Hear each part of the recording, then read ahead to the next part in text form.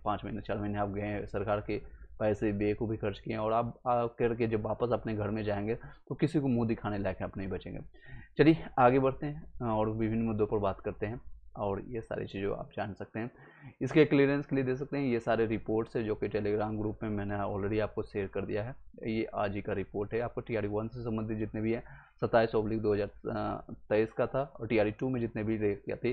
तृतीय आपका जो है आपका यानी TRE 3 में इसको कार्रवाई के लिए जानी गई है, जिसमें 350 दिनांक यानी कि 5/2/2024 के तहत 9 से 10th का हो, 11 से 12th का हो, TRE 1 में जितनी भी रिक्तियाँ हैं उनको जो भी क्लियरेंस के लिए भेजा गया और इस तरह से ये सारी चीज़ें आपको रिपोर्ट आज के डेट में यानी 19 तारीख को ये देखने को मिल रहा होगा।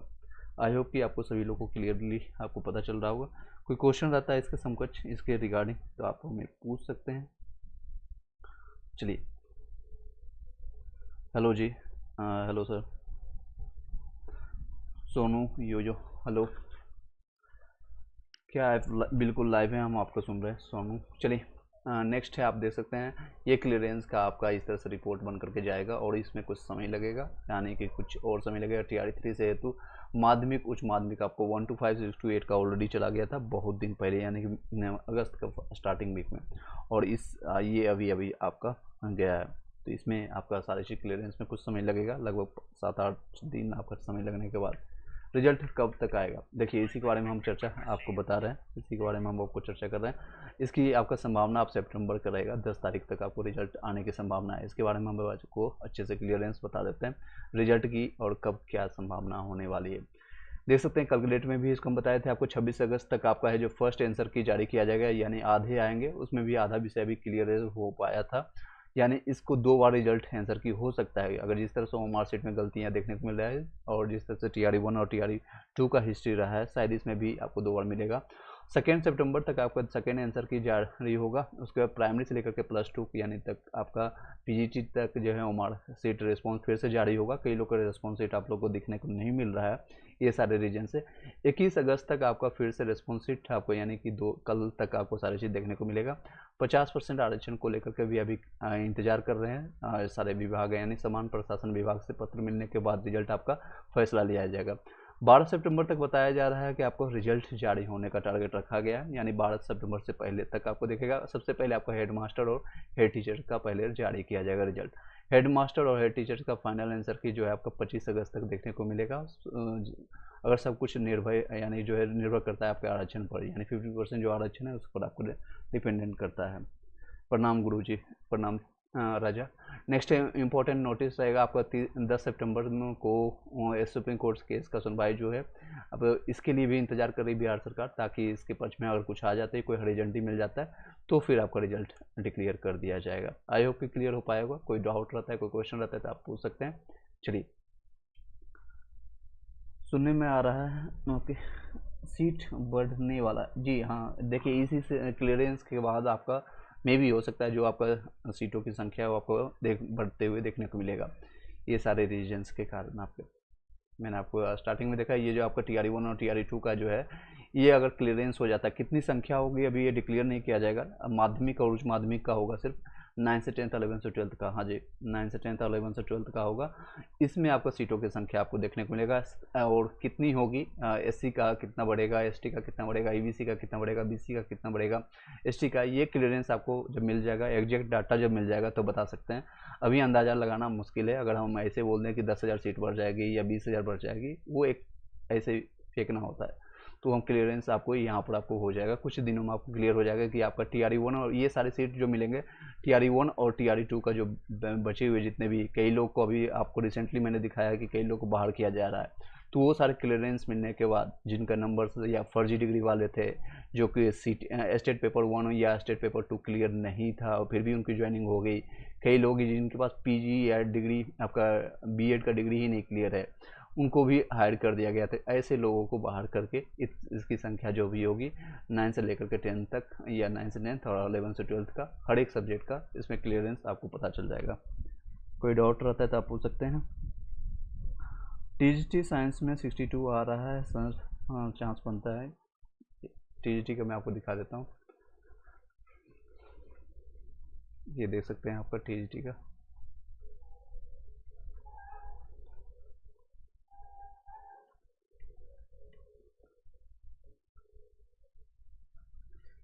ये साइंस का आपका रहने वाला है। लगभग आपका अगर जनरल से आपका 85 से लेकर के 90 के बीच में रहेगा। ये फीमेल का रहने वाला है।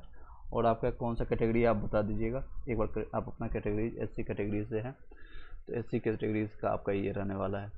61 से लेकर के 66 के बीच में आपका रहेगा मेल का। और फीमेल है अगर आप 55 से लेकर के 60 के बीच में रहने वाला है। 62 है, चांसेज आपका बनता है, बीच में आपका है, चांसेज है आंसर की आने के बाद अगर आपका 2 से 4 नंबर भी अगर आपका बढ़ जाता है, 2 से 4 नंबर भी बढ़ जाता है तो आपके चांसेज है हो जाएगा साइंस का। इस इवन आपका सीट भी बढ़ने वाला है। सीटों की संख्या कितनी होगी अभी ये क्लियर नहीं हुआ। अभी कोई भी क्वेश्चन नहीं कीजिएगा सर सीट कितनी बढ़ेगी, 10,000 बढ़ेगी, 20,000 बढ़ेगी या 10 बढ़ेगी, 20 बढ़ेगी, वो आपको कोई भी अभी क्लियर नहीं बताएगा। 6 to 8 में कितना जाएगा मैथ और साइंस का। मैथ और साइंस का देख लीजिए यहाँ पर। मैथ और साइंस का यहाँ पर ये है आपका 6 to 8 का। अगर आप अपना कैटेगरीज बता दीजिएगा और कब तक आएगा रिजल्ट। रिजल्ट आपको मैंने आपको अभी क्लियर कट आपको बताया है, एक एक चीज़ पढ़ के आपको बताया है। 12 सितंबर तक इसका डेट रखा गया। सुप्रीम कोर्ट का जो है आपका गाइडलाइंस केस की सुनवाई तक का आपका बिहार सरकार वेट कर रही है इसके रिजल्ट का, कि 50% रिजर्वेशन का आपका रिजल्ट आएगा या आपका या नॉर्मली जो आपका 75 पर है। ज़्यादा चांसेज है आपका 50% पर ही आपका रिजल्ट आएगा। तो आपको 12 सितंबर तक डेट ये टारगेट रखे हैं आपका। जनरल का आपका है, जनरल का आपका है 6 to 8 का मैथ का। ये देख सकते हैं आपका, ये मेल का है और ये फीमेल का रहने वाला है। 75 प्लस के आसपास रहेगा। 80 +-2 आपका मैथ और साइंस का रहेगा। EWS वाले आपका 70 से 74 के बीच में रहेगा और ये आपका फीमेल का रहेगा। ये BC वाले हैं, ये BC और ये SC और ये ST का रहने वाला है। मैथ साइंस दोनों, हाँ जी वैष्णव भी सकते हैं ना, दोनों का रहेगा। PGT हिस्ट्री में आपका EWS में 63 में हो जाएगा, चांसेज है। हिना प्रवीण 90 मार्क्स है मेरा, that's a good things. Vaishnavi Saxena आपका हो जाएगा। 19 मार्क्स है तो 100% आपका हो जाएगा। इवन आपका जो है सेफ स्कोर है 80+ आपका ज़्यादा ज़्यादा है। अगर आपका फीमेल में है तो और बेहतर है। मेल फीमेल जनरल में आपका फीमेल में 75+ ही आपका जाएगा। तो आप अपने DB के लिए आप प्रिपरेशन स्टार्ट कर दीजिए। जो भी आपके डॉक्यूमेंट्स है उसके लिए रेडी रहिए। 12 सितंबर तक आपको रिजल्ट देखने को मिलेगा। उससे पहले ही BPSC टारगेट बना कर रखिए, उसको क्लियर कर देगा, क्योंकि TRE-4 का भी वैकेंसी निकालना है और अगले साल विधानसभा का चुनाव भी है। तो ये सारे रीजन्स के कारण वो दोनों क्लियर करेगा आपको नेक्स्ट जनवरी या जनवरी-फरवरी 2025 तक। जनवरी-फरवरी 2025 तक ये रिजल्ट्स की सारी प्रक्रिया है जो TRE-4 का कंप्लीट कर देंगे। सितंबर के लास्ट वीक या अक्टूबर के फर्स्ट वीक तक आपको नोटिफिकेशन दे देंगे।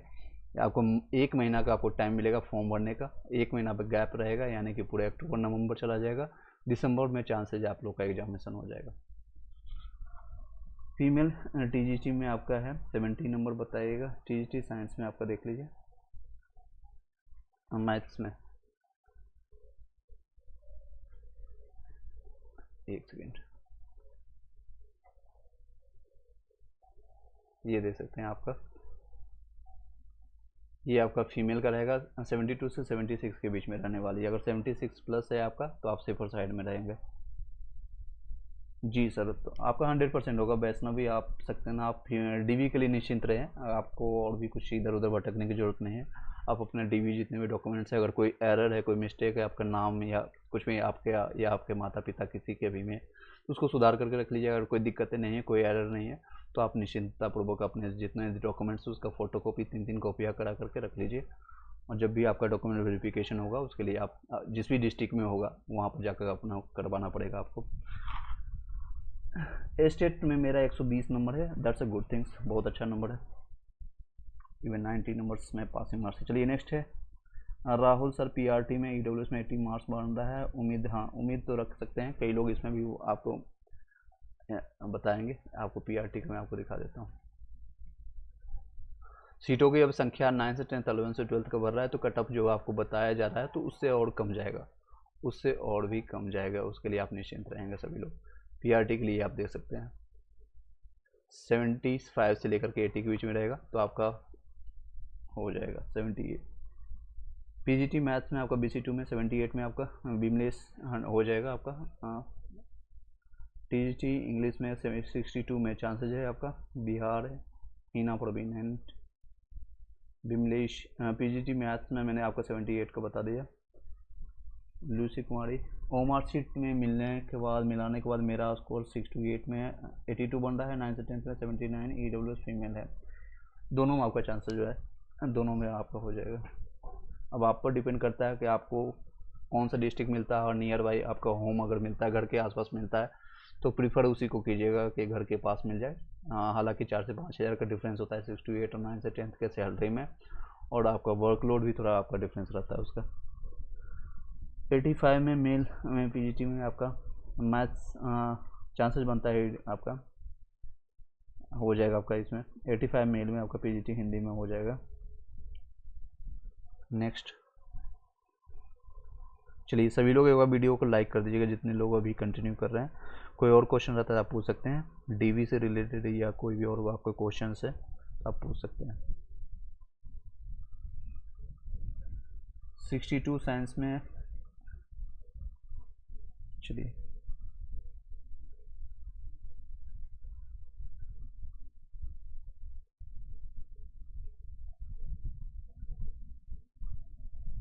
सर मेरा इग्नोर कर रहे हैं, नहीं मैं किसी का इग्नोर नहीं कर रहा हूँ। अमृता चतुर्वेदी आप दोबारा पूछिएगा, आपका छूट गया सॉरी। टीजीटी साइंस में आपका फीमेल में 70, EWS में बन रहा है, साइंस में आप देख लीजिए यहाँ पर, मैं किसी का इग्नोर नहीं कर रहा हूँ। ये देख सकते हैं साइंस का आपका,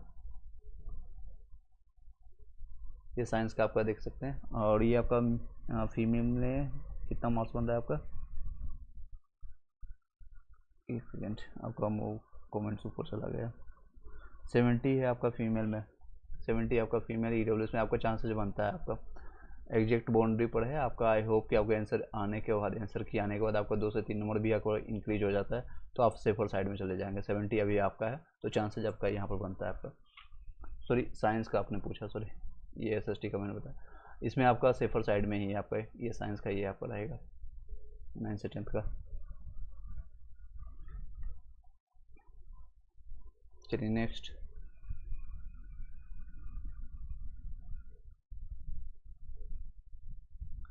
जितने लोग का नंबर कम आ रहा है जी, या जिनका अभी बैकलॉग में है मतलब कि चांसेस नहीं है, तो TRE 4 का प्रिपरेशन अभी से स्टार्ट करिए, क्योंकि एग्जामिनेशन में आपको टाइम नहीं मिलेगा। मोस्ट प्रोबेबली है आपका दिसंबर में एग्जामिनेशन हो जाएगी और जनवरी या फरवरी तक आपको रिजल्ट दे दिया जाएगा, क्योंकि विधानसभा का चुनाव रहेगा। उसमें चुनाव का प्रक्रिया के कारण जिस तरह से TRE 2 में जल्दीबाजी के कारण सारी चीज़ हुआ था, इस बार भी जल्दीबाजी में 3 से 4 महीना में सारे चीज़ क्लियर कर देंगे। आपका फॉर्म भी भरा जाएगा और आपका एग्जामिनेशन भी हो जाएगा और आपका फिर रिजल्ट भी प्रक्रिया और DV सारा कुछ हो जाएगा, और नियुक्ति पत्र भी आपकी जल्द ही आपको जारी कर दिया जाएगा।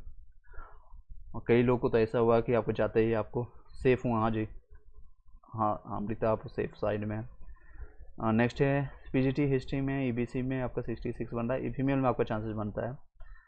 दीपक झा आपका नेक्स्ट क्वेश्चन आपका मैथ साइंस में आपका 6 to 8 में, EWS में 86 में प्लस आपका बन रहा है, और इवन आपका अगर आंसर की आने के बाद भी अगर नंबर आपका घटता है 2 से 3 नंबर तो भी आपको चांसेस यहाँ पर बनता है 6 to 8 में, आपको देख सकते हैं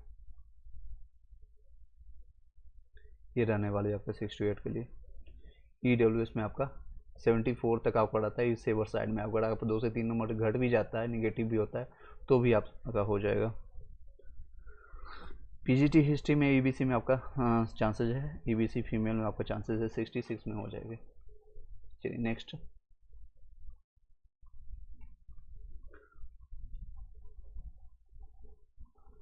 देखिए हिस्ट्री का कट ऑफ इसमें आपको दिखा देता हूँ।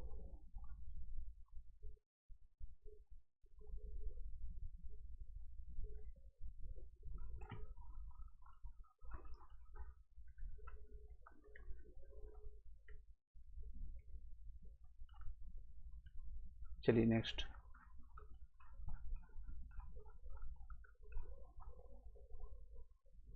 ये हिस्ट्री की रहने वाली है आपका 73 से 76 के बीच में रहेगा मेल का, और ये फीमेल का इवन, और ये सारे कटअप जो है डाउन होगा।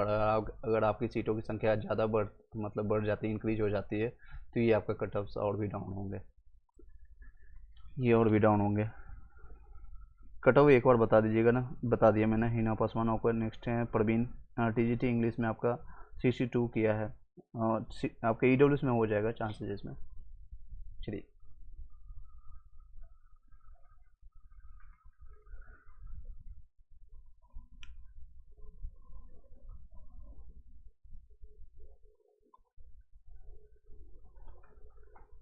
चलिए इस वीडियो को यहीं पर वाइंड अप करते हैं। आई होप कि सेम क्वेश्चन आ रहा है और सेम ही लोगों का आ रहा है। आई डोंट थिंक कि आपके पास कोई और नया क्वेश्चन होगा, और नए क्वेश्चन के साथ कोई और क्वेश्चन है तो आप पूछ सकते हैं।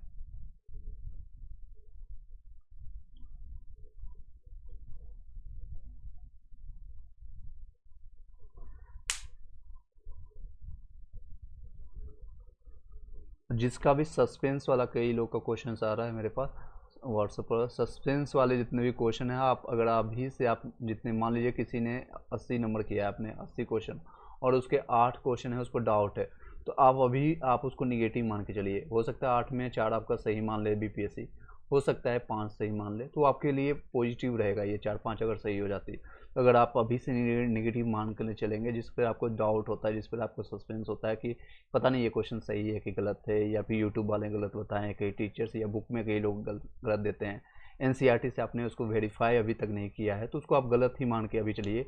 बीपीएससी हो सकता है उसको नेगलेक्ट कर दे या फिर उसको डिलीट कर दे, कुछ भी आपको हो सकता है ये संभावना।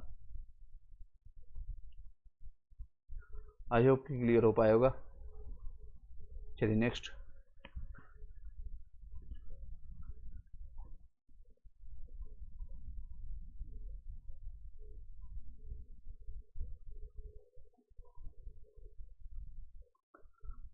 नेक्स्ट दीपक, हाँ दीपक मैंने ऑलरेडी आपको रिस्पॉन्स कर दिया। नेक्स्ट है आपका सर टीजीटी साइंस में एससी कैटेगरी में आपका फीमेल में का कटअप कितना जाएगा।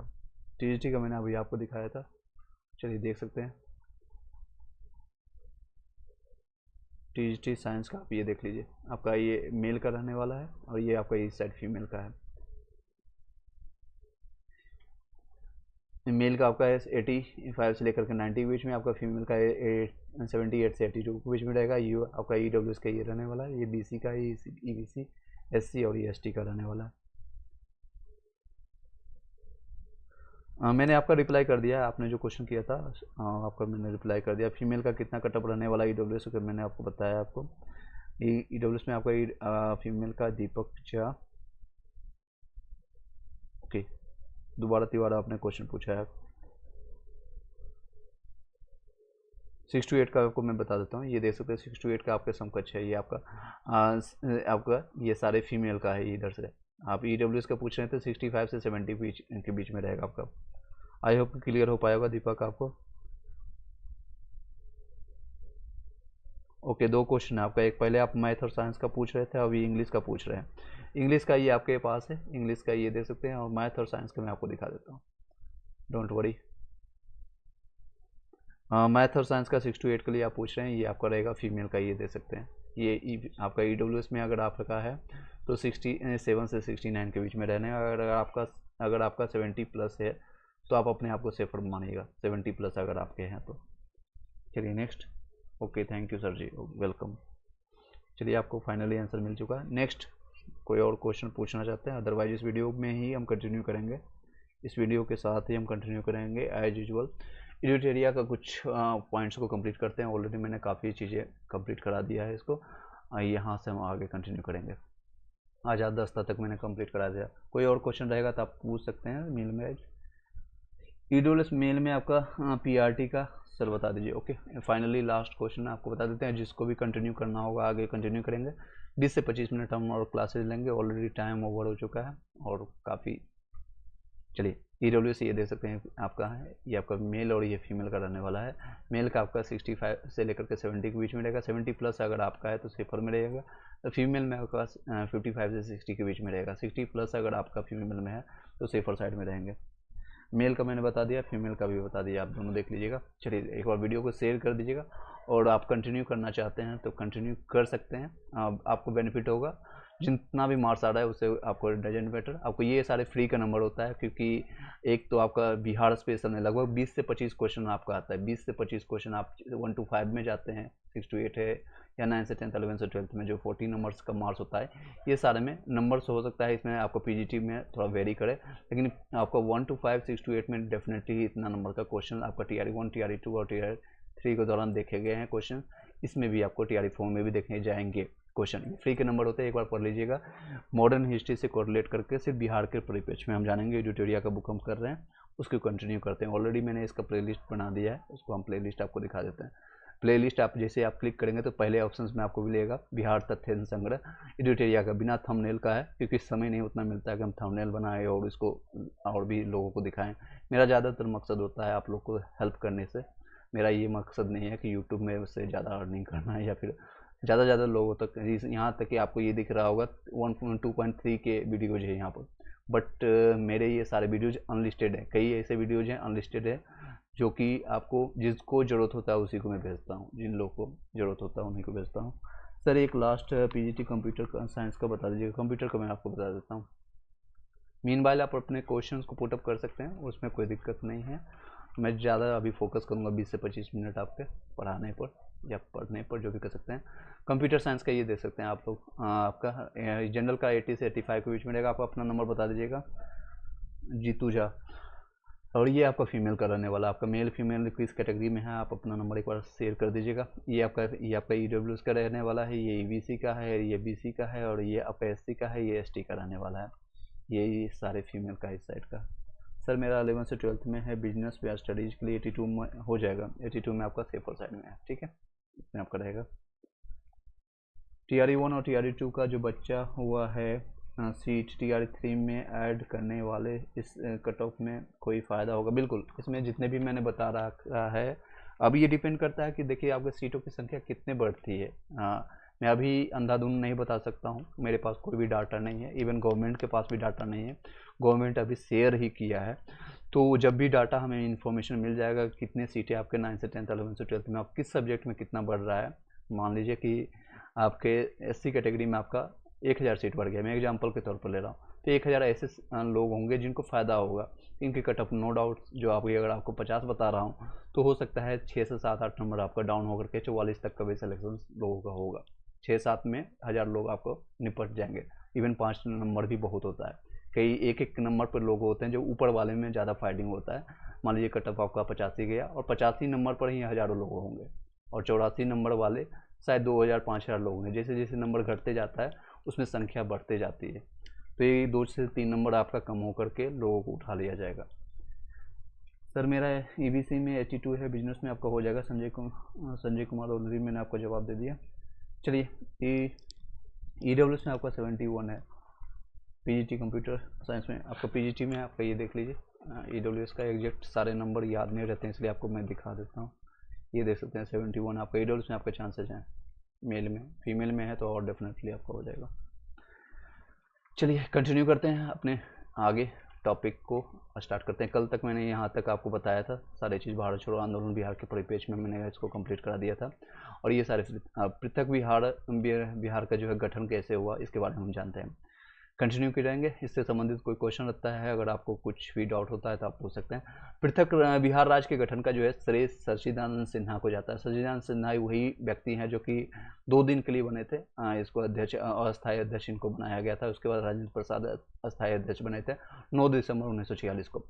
चलिए उन्होंने जो है महेश नारायण और श्री कृष्ण साय और नंदकिशोर लाल के साथ मिलकर के उन्हें 1894 में पटना से बिहार टाइम्स बिहार जो है समाचार पत्र ने आपका निकालना प्रारंभ किया था।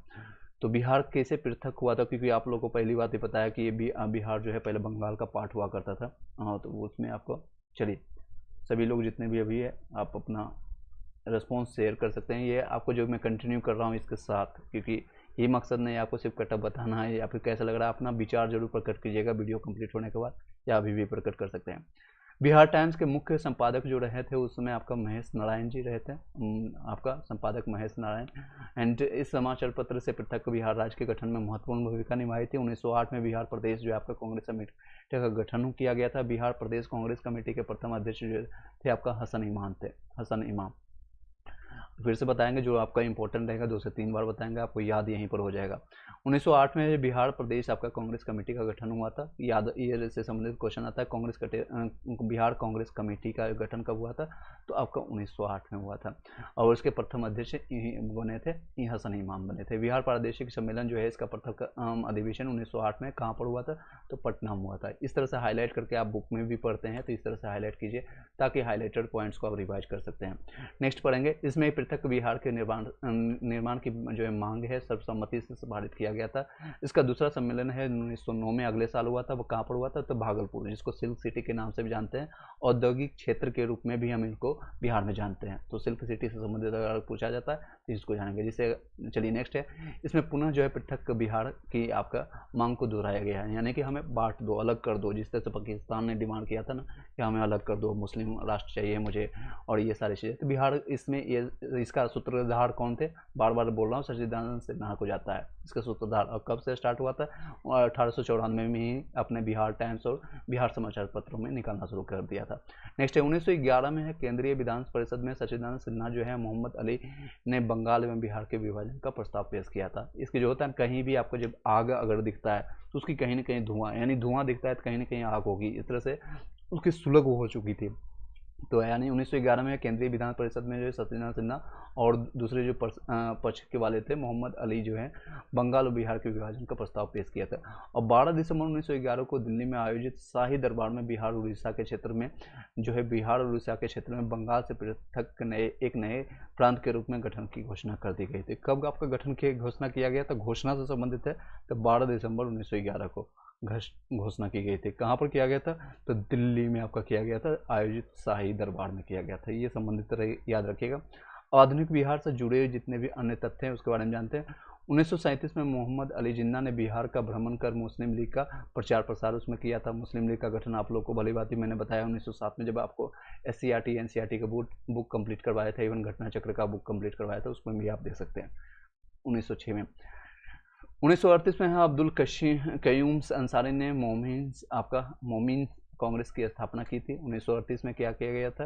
तो आपका अब्दुल कयूम अंसारी के द्वारा आपको मोमिन कांग्रेस की स्थापना की। उन्होंने कांग्रेस के प्रति स्वामी भक्त के रहते हुए बिहार में मुस्लिम लीग के प्रभाव को कम करने का प्रयास किया गया था।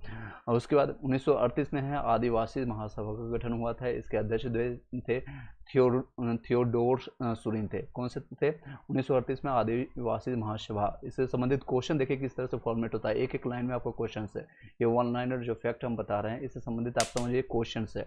आपका आदिवासी समाज का गठन कब हुआ, ये क्वेश्चन आ सकता है। तो आपका कब हुआ? तो 38 में हुआ।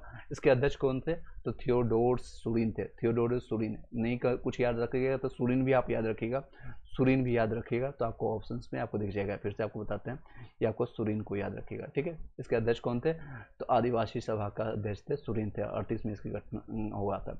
कालांतर में इसके प्रभावशाली नेता जो थे, कौन नेता थे? राम जयपाल सिंह थे। राम जयपाल सिंह बिहार में स्वतंत्रता आंदोलन के क्रम में बिहार की महिलाओं ने बढ़ चढ़ करके ही भाग लिया था। बेलन चोकला लेकर के सब चढ़ गए थे, यानी कि प्रमुख महिला जो स्वतंत्रता सेनानी थी जो कि उसमें मानी जाती थी, श्रीमती प्रभावती देवी थी, श्रीमती सेलबाला राय थी, श्रीमती हसन इमाम थी, श्रीमती सरस्वती देवी है। अगर आपको मेंस में से इससे संबंधित क्वेश्चन आता है कि महिलाओं की क्या भूमिका थी बिहार भी आपका विघटन में या फिर भारतीय राष्ट्रीय आंदोलन में, इन सारे नामों को आप दे सकते हैं, इसके नामों को ऐड ऑन कर सकते हैं। तो श्रीमती सरस्वती देवी थी, श्रीमती साधना देवी थी, श्रीमती विंध्यवासिनी, सारे नाम याद रखना जरूरी नहीं है, बस एक बार सुन लीजिए। श्रीमती कुसुम कुमारी, श्रीमती राजवंशी देवी, श्रीमती आपका भगवती आदि थी। आशा सहाय ने 1943 में सुभाष चंद्र बोस की आज़ाद हिंद फौज में शामिल हुई थी। ये बिहार से संबंधित है, इसको याद जरूर रखिएगा। सुभाष चंद्र बोस की आज़ाद हिंद फौज में कौन बिहार से सम्मिलित हुई थी? 1943 में हुआ था, तो आशा सहाय थी। इससे संबंधित क्वेश्चन आता है, रिपीटेड आता है। 1946 में जापान से स्वदेश लौट करके उन्होंने महिलाओं को हथियार चलाने का प्रशिक्षण भी दिया था। तो ये संबंधित आपको क्वेश्चन किससे? आशा सहाय से।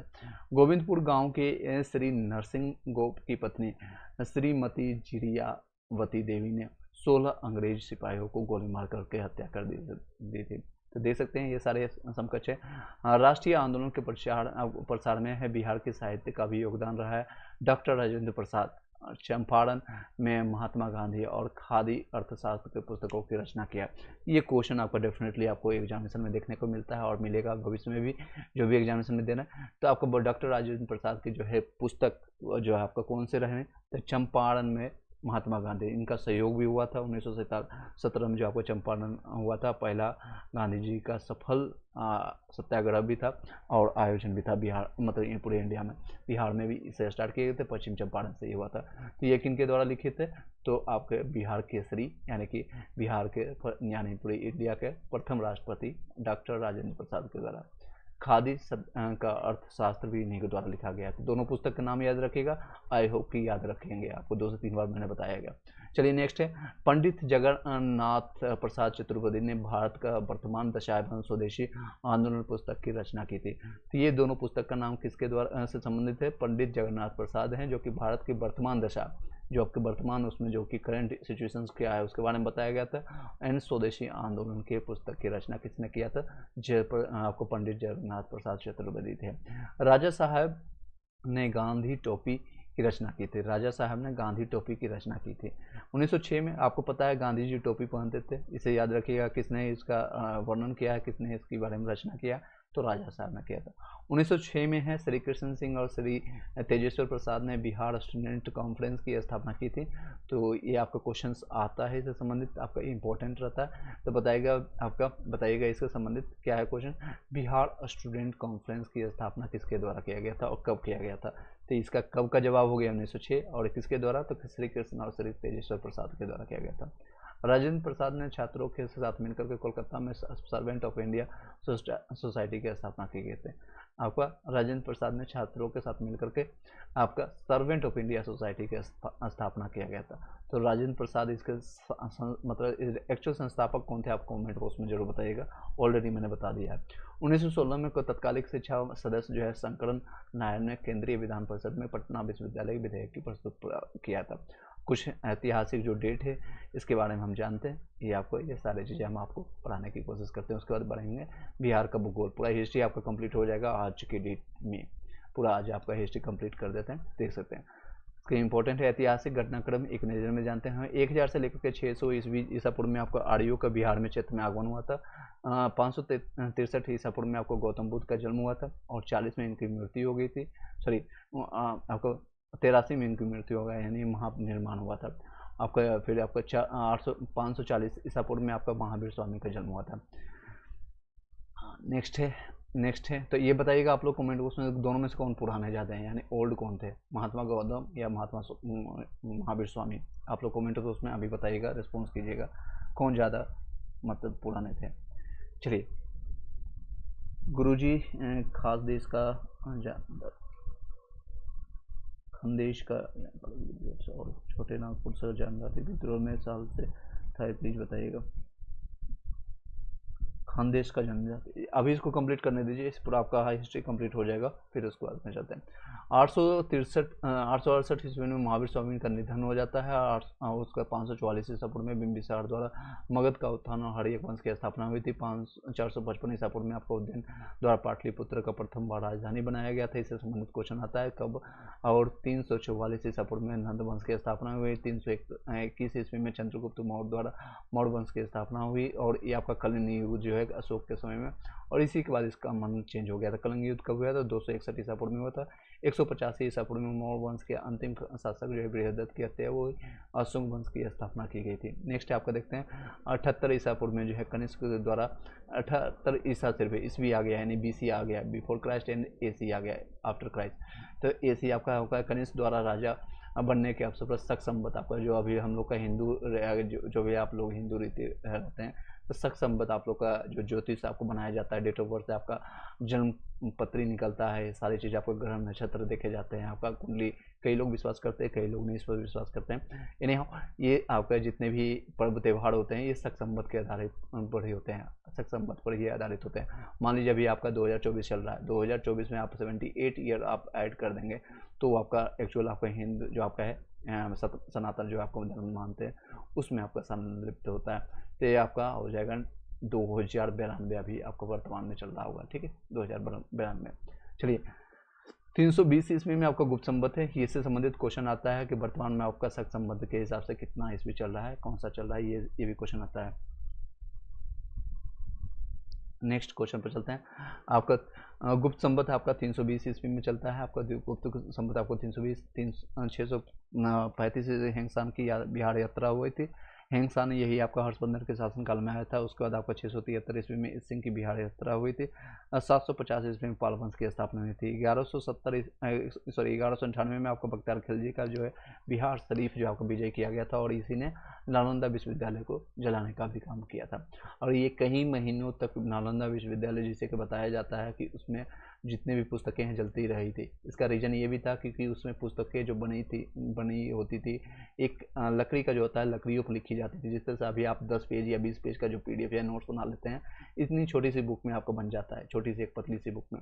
लेकिन उसमें उसी इतने ही शब्दों को लिखने के लिए उनको बहुत सारे तख्तों की जरूरत पड़ता था, इतने बड़े बड़े, जिसे आपका चौकी देखा होगा, बोर्ड होता है, इस तरह से आपका लकड़ियों पर लिखी होती, तो इसलिए इसको जलने में समय लगा। कई महीनों तक ये जलता रहा, इसलिए आपका समय लगा। ये नहीं कि कागज़ का बना हुआ था, कागज़ के भी कुछ होंगे, बट ज़्यादातर जो है लकड़ियों का बना हुआ था। 1225 में आपका है इल्तुतमिश का बिहार बंगाल का आपका अभियान भी हुआ था। उसके बाद आपका 1324 से 25 में आपका गयासुद्दीन तुगलक, जिसको GST कहते हैं शॉर्ट फॉर्म में, मैंने बताया इसके बारे में शॉर्ट फॉर्म। GST यानी गयासुद्दीन तुगलक का बिहार अभियान हुआ था। फिर आपका जानते हैं 1359 से लेकर के 60 में फिरोज शाह तुगलक का बिहार अभियान हुआ था। 1504 में आपका सिकंदर लोधी का बिहार अभियान हुआ था। चलिए नेक्स्ट चलते हैं। चलिए और भी ज़्यादा है। 1529 ईस्वी में आपका बाबर का नुहानिया को विजय किया गया था। 1532 में आपका वो हुमायूं का नुहानियों पर विजय किया गया था। 1534 में आपका सूरजगढ़ पर लड़ाई और शेरशाह की जीत हुई थी। 1539 में आपका चौसा युद्ध में शेरशाह की जीत हुई थी। आपका 1540 में कनौज में युद्ध हुआ था, शेरशाह की जीत हुई, सूर्यवंश की स्थापना हुई थी, और हुमायूं को पटक पटक के चौसा के युद्ध में उसको मार करके भगाया था, और वो भाग के चला गया था अफगानिस्तान, हुमायूं। नेक्स्ट है हुमायूं कौन था, तो अकबर का पिता था। इसके बाद आपका 41 में आपका है शेरशाह का पटना में पुनः इसका निर्माण किया गया था। पटना उसके बाद नाम यहाँ पर पड़ गया था। उसके बाद 45 में सासाराम में शेरशाह का मकबरा बना था, उसके बाद ये मर गया था उसमें। उसके बाद 45 में आपको 1515 या 45 याद रखिएगा, कलिंजर का युद्ध में शेरशाह का निधन हो गया था इसी साल। और 1576 ईस्वी में अकबर का बिहार विजय किया गया था। आपका हुमायूं का बेटा आ चुका था कि हुमायूं दोबारा वापस आया था 1555 और 56 में उसकी फिर मृत्यु हो जाती है। फिर अकबर जो है 13 साल 14 साल का रहता है, और इसका फिर धीरे धीरे इसका 56 में, यानी कि याद रखिएगा 1576 में 1575 प्लस 1 याद रखिएगा 76 में अकबर का बिहार विजय हुआ था। और किसके समकक्ष में हुआ था, किसके सहयोग से, तो मान सिंह के सहयोग से हुआ था। इसका सेनापति कौन था, बिहार को विजय करने में सबसे बड़ा योगदान तो था मान सिंह। और ये मान सिंह कौन था, तो जोधाबाई जो है अकबर है, जोधाबाई जो थी उसके ये भतीजे थे। 1616 में आपका है मनेर में दौलत शाह के मकबरे का निर्माण हुआ। 1621 में आपका शाहजादा परवेज बिहार का प्रांतपति बना था। 1632 में 16 दूनी 32 याद रखिएगा, पीटर मुंडी का बिहार यात्रा हुआ था। डचों के व्यापारिक केंद्र का स्थापना हुआ। इससे संबंधित क्वेश्चन आता है, ये भी VI मान लीजिए आप लोग। नेक्स्ट है, जिसको बार बार ऊपर रिपीट करेंगे वो आपको इंपॉर्टेंट हो जाएगा, इंपॉर्टेंट रहता है, इसमें क्वेश्चन आते हैं। 1632 में आपका पीटर मुंडी का बिहार होता है। डचों के व्यापारिक केंद्र का स्थापना भी होती है। 1651 में आपका है ब्रिटिश व्यापारिक केंद्र की वास्तविक आपका स्थापना होता है। और 1666 में, ये बहुत इंपॉर्टेंट है, श्री गोविंद सिंह का जन्म होता है पटना साहिब में। पटना साहिब में बहुत इंपॉर्टेंट है। कब हुआ था, 1666 याद रखिएगा। एक पर 3 छक्का याद रखिएगा, 3 छक्का रोहित शर्मा ने मार लिया, इस तरह से याद रखिएगा। 1670 में आपका है जॉन मार्शल की बिहार यात्रा हुई थी। जॉन मार्शल की बिहार यात्रा हुई थी 1670 में। 1699 में आपका जो है श्री गोविंद सिंह द्वारा खालसा पंथ की स्थापना की गई थी, और ये आखिरी गुरु थे आपका जो है सिख धर्म के आखिरी गुरु थे श्री गोविंद सिंह। और इनका जन्म कहाँ पटना में कब हुआ था, 66 में हुआ था, 1666 में। उसके बाद 1666 याद रखिएगा, उसका 1699 में आपका इन खालसा पंथ की स्थापना किया गया था इन्हीं के द्वारा। उसका 1713 में है फर्रुखसियर जो है आपको बिहार में राज्याभिषेक करवाया था। और ये पहला शासक जो था जो कि बिहार में राज्याभिषेक करवाया था, बंगाल शासक था। और यही एक मूर्ख शासक था जो कि आपको अंग्रेजों को एक मैग्ना कार्टा दे दिया था, लिखित रूप से परिमाण दे दिया था कि आप लोग व्यापार कीजिए, टैक्स संगठित कीजिए, इवन करेंसी भी बनाने का इसको दे दिया था, करेंसी बनाओ खुद का। जिस तरह से अभी करेंसी का वैल्यू दे सकते हैं, डिवोल्यूशन हुआ था आपका 500 1000 रुपये का नोट्स बंद हुआ, फिर 2000 का भी नोट्स बन गया। अब किसी को आप नोट बनाने का अधिकार दे देंगे और आपको शासन करने का दे देंगे अधिकार, तो आपको कितना दिन रखेगा। वो व्यापारी लोग, अंग्रेज लोग इसको लूट करके खा गए पूरी तरह से। नेक्स्ट आगे, यानी यहाँ से मुगलों का पतन शुरू हो गया था। मुगल पूरी तरह से आपका जहांगीर के समय, इवन कह सकते हैं शाहजहां के समय से ही पतन होना शुरू हो गया था। 1717 में आपका अंग्रेजी कंपनी का व्यापारिक अधिकार हो गया था। देख सकते हैं कितने साल में, मात्र 4 साल में पूरा अधिकार कर लिया कि हटो हट बेटा, तुमसे कुछ नहीं होगा, हम ही करेंगे। अंग्रेज अपना बाप बनना शुरू हो गया और ये बच्चे बनकर रह गए। 1740 में जो है अलीवर्दी खान बिहार का नवाब बन गया था। अलीवर्दी खान कब बना था? 1740 में आपको बिहार का नवाब बन गया था। 1756 बहुत इंपॉर्टेंट है, अलीवर्दी खान का निधन हुआ। सिरोजउद्दौला को बंगाल का नवाब बनाया गया था। सिरोजउद्दौला को खूब पीटा गया था, किसने पीटा था? तो प्लासी के युद्ध में, आपका प्लासी का युद्ध हुआ था 1757, 1 जून आपका, जून में आपको देखा जाता है, जून 1757 को प्लासी का युद्ध होता है। इसके ठीक ठीक ठीक देख सकते हैं, इसका 7 साल के बाद बक्सर का युद्ध होता है और इसको 3 नवाबों को पटक पटक के मारता है अंग्रेज, और पहली बार जो है प्रत्यक्ष रूप से अंग्रेज हराता है इसके बाद। और इसके बाद ये पता चल जाता है कि अब कोई भी शासन पूरे इंडिया में कोई भी नहीं करने वाला है, पूरे तरह से है आपका कब्जा हो गया किसका? अंग्रेजों का, ब्रिटिश शासन का आधिपत्य हो गया था, अधिकार हो गया था पूरे से। कब? 1764 बक्सर का युद्ध। ये कहाँ पर है? बिहार में ही है। बिहार में आप देखेंगे जब आप कोई भी यूपी से जाते समय तो बक्सर में सबसे पहले आपका इसको क्रॉस करके आगे बढ़ते हैं, फिर आड़ा, फिर उसके बाद पटना आता है। नेक्स्ट है 1565, सॉरी 1765, मैं 1500 बोल रहा हूँ। 1765 ईस्वी में अब इलाहाबाद की संधि होता है। इसी अगले साल ही इन लोगों को पीटा गया था। सिराजुद्दौला और नवाब के थे, अवध के नवाब और दिल्ली के नवाब, जितने भी तीनों को लो करके पटक के पीटे गए थे। उसके बाद अगले साल कहते हैं चलो यहाँ पर जाकर संधि करते हैं। और किसके बीच संधि? तीनों के बीच में हुआ था कि जितने भी है आपके पास है उसको आपको टैक्स दे करके आपको यहाँ छोड़ना पड़ेगा। अगले 1770 ईस्वी में बिहार में भीषण अकाल पड़ गया था। उसके बाद 1784 में गोलघर का निर्माण किया गया था। गास्टिन के द्वारा ये निर्माण किया गया था और ये इंजीनियर जो था, बेवकूफ़ इंजीनियर था, वो अच्छे से बना नहीं पाया था। गोलघर बनाने के बाद जो है उसका नीचे का जो है ऊपर से सारा माल आ रहा है, यानी कि अनाज रखने के लिए बनाया गया था गोलघर, ना कि देखने के लिए जो आप अभी लोग देखते हैं जाकर के चिड़ियाघर गोलघर पटना में। ये इस तरह से बनाया गया था। नीचे इसका दरवाज़ा था और दरवाज़ा का जो गेट था, इसने गलती क्या किया, दरवाज़ा है अंदर की तरफ खुल रहा था, यानी अनाज भर गया, दरवाज़ा के गेट खोलने की कोशिश कर रहा है, खुल ही नहीं रहा। ये फेल हो गया था पूरी इसके जो है इंजीनियरिंग कास्टिंग के द्वारा। 1821 में आपका जो है बिहार में बहावी आंदोलन का प्रारंभ हुआ था। बहावी आंदोलन से संबंधित कौन थे? आपको कमेंट बॉक्स में बताइएगा जरूर किससे संबंधित थे बहावी आंदोलन से। चलिए, विनोबा भावे थे, ठीक, विनोबा भावे। चलिए नेक्स्ट है बिहार में बहावी आंदोलन का प्रारंभ कब हुआ? तो 1821 ईस्वी में हुआ। 1821 में 1855-56 में आपका संथाल विद्रोह हुआ था। बिहार झारखंड उसमें साथ था, इसलिए बिहार में इसको जान सकते हैं। 1856 में आपको मुजफ्फरपुर में लोटा विद्रोह हुआ था। ये मुजफ्फरपुर में हुआ था लोटा आंदोलन। लोटा आंदोलन इन द सेंस कि आपको पीतल की लोटा ना दे करके इनको दिया गया था मिट्टी का लोटा। मिट्टी का लोटा से आप पियो, खाओ या जो करना है सो सुबह करो इनको, इसलिए इन्होंने लोटा आंदोलन कर दिया था। किससे इससे संबंधित क्वेश्चन आता है कि कब हुआ था और कहाँ हुआ था, ये दोनों चीज़ याद रखिएगा। तो कब हुआ था? 56 में हुआ था, 1856 में। और कहाँ हुआ था? मुजफ्फरपुर बिहार में। 1857, इसको तो भूल नहीं सकते। 1857 को जो है बिहार में जो सबसे पहले देवघर में आप देख सकते हैं, अभी आपका सावन का महीना भी कंप्लीट हुआ है, आपका आज ही के डेट में खत्म हुआ है। तो देवघर आपका जो है देवघर में बिहार में आपका 1857 की क्रांति का प्रसार हुआ था और उसमें बिहार का ही पार्ट हुआ करता था। 1865 में आपका है बिहार के पटना अभियान द्वारा बहावी आंदोलन का दमन कर दिया गया था। बहावी आंदोलन स्टार्ट किया गया था 21 में और इसका दमन किया गया, यानी खत्म किया गया था 65 में। ठीक है, लगभग देख सकते हैं आपका 44 साल तक आपका ये चला था, 44 साल तक आपका। चलिए नेक्स्ट है, अब आपका ये लास्ट पेज रहेगा, इसके बाद इस वीडियो को वाइंड अप कर देंगे। नेक्स्ट देख सकते हैं 1874 में आपको बिहार में अकाल फिर से पड़ा। उसके बाद आपका 1884 में राजेंद्र प्रसाद का जन्म हुआ था। 02 सिवान में आपका हुआ था। कहाँ पर हुआ था? आपका सिवान में हुआ 1884। 1899 और 1900 के आसपास में बिरसा आंदोलन हुआ था। बिरसा मुंडा का आपका या उलगुलान आंदोलन भी इसी को कहते हैं। 1906 में आपका बिहार स्टूडेंट कॉन्फ्रेंस की स्थापना हुई। 1908 में मुजफ्फरपुर बनकांड बिहार प्रदेश कांग्रेस कमेटी का गठन हुआ था।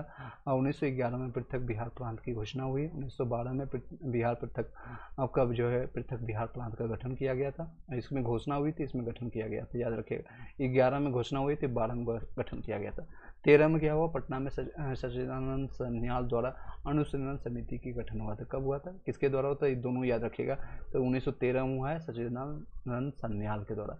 सन्याल अनुशीलन समिति, सन्याल अनुशीलन समिति 1913, याद रखिएगा।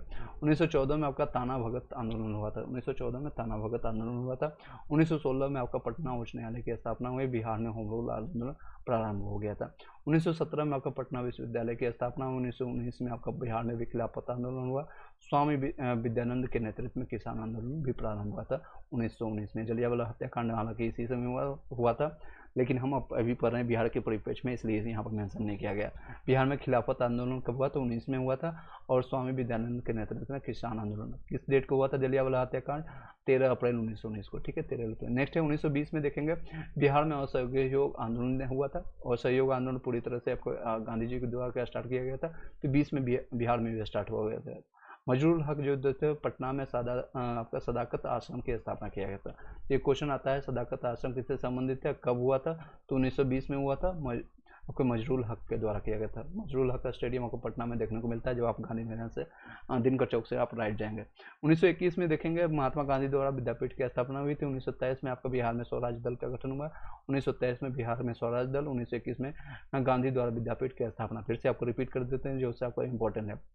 1913 में सच्चिदानंद सन्या अनुशीलन समिति का गठन हुआ। नेक्स्ट है 1914 में ताना भगत आंदोलन हुआ। 1916 में पटना उच्च न्यायालय की स्थापना। ये बहुत बार रिपीट हुई क्वेश्चन, ये आप VVI मान सकते हैं, VVI very very important, even most very important. ये क्वेश्चन बहुत आता है। पटना उच्च न्यायालय की स्थापना कब हुई थी? 1916 में। नेक्स्ट देखेंगे 1917 में पटना विश्वविद्यालय की स्थापना हुई। 17 में आपका विश्वविद्यालय उच्च न्यायालय दोनों अलग अलग है। उच्च न्यायालय 16 में हुआ, 17 में विश्वविद्यालय, दोनों का क्वेश्चन आता है।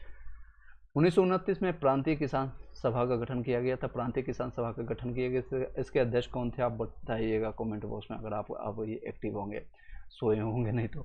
1930 में बिहार में नमक सत्याग्रह स्टार्ट हुआ और इसमें 1931 में बिहार सोशलिस्ट पार्टी का गठन हुआ। 1934 में आपको बिहार सोशलिस्ट की औपचारिक स्थापना हुई। 37 में बिहार प्रांतीय चुनाव हुआ था। पहली बार इसके प्रधानमंत्री, मतलब कि उसमें प्रधानमंत्री हुआ करता था बिहार में। मिस प्रिंट नहीं कर रहे हैं, मिस स्पेल नहीं कर रहे हैं, बल्कि उसको बताइएगा तो कौन थे। मैंने आपको कल की डेट में बताया था, श्री कृष्ण सिंह जी थे। श्री कृष्ण जी थे कांग्रेस की तरफ से। 108 सीटों पर लड़े थे कांग्रेस और 98 पर उनको जीत प्राप्त हुई थी। चलिए नेक्स्ट क्वेश्चन पर देखते हैं। 1939 में आपका है कांग्रेस मंत्रिमंडल का त्यागपत्र हुआ था। 1940 में फॉरवर्ड ब्लॉक की स्थापना जो है बिहार शाखा घर का गठन हुआ था। 1942 में भारत छोड़ो आंदोलन में बिहार शामिल हो गया था। भारत छोड़ो आंदोलन कहाँ से स्टार्ट हुआ था? तो 8 अगस्त 1942 से आपका ग्वालियर टैंक आपका मुंबई से स्टार्ट हुआ था और बिहार में भी ये सक्रिय